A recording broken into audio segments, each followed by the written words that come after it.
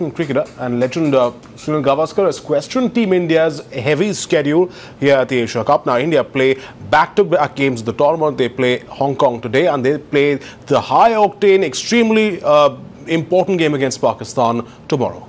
Yes, and that is something that Sunil Gavaskar has kind of taken an objection to. In an article, he has said it is hard to understand how the authorities have decided to schedule 2 games in 2 days, first against Hong Kong and then with Pakistan. Okay, let's go across now to former cricketer Shishir Hattangadi joining us on the phone line. Shishir, this is rather unusual where you have, you have an international tournament as big as the Asia Cup, whatever one might think about it, but ultimately it's a big tournament. It's the continent's biggest tournament, and you have India playing 250-over games back-to-back. Isn't that a little too much? Well, there are a couple of things that come straight away to mind, not from a cricketing perspective, but from a political perspective. First is that obviously, there is broadcasting money that is shared between all these teams.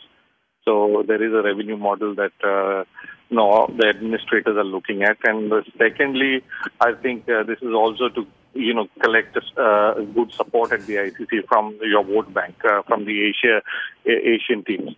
Now, all this apart, it's highly unfair on using players time and again as as the cash cow for issues that really are beyond cricket. And somewhere I feel that slowly what we will find is that broadcasters and teams administrators will want key players to play in such tournaments because your broadcasting revenues depend on who plays and who doesn't play.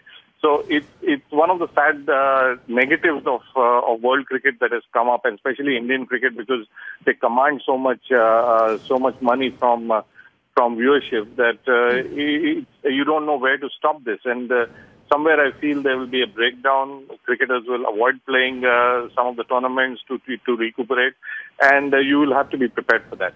Right, and Shishir, I also want to ask you about let's look at this from a cricketing aspect as well, because it's one thing to play 2 T20 games back to back, but it's quite another to be playing 250-over games back to back.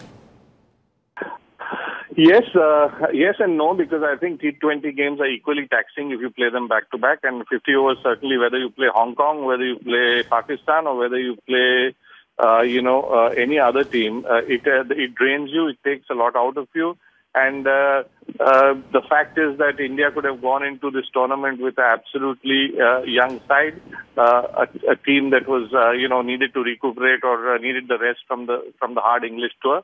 But these are things that the administrators need to work out in terms of giving players time to recuperate and come back stronger in a game fresh for performing well. That is something that is not happening, because I am sure they've looked at Hong Kong as one of the weak teams and said, India can manage 2 games in 2 days, which isn't fair on the players. I mean, at the end of the day, the players make the game, and one has to respect the players.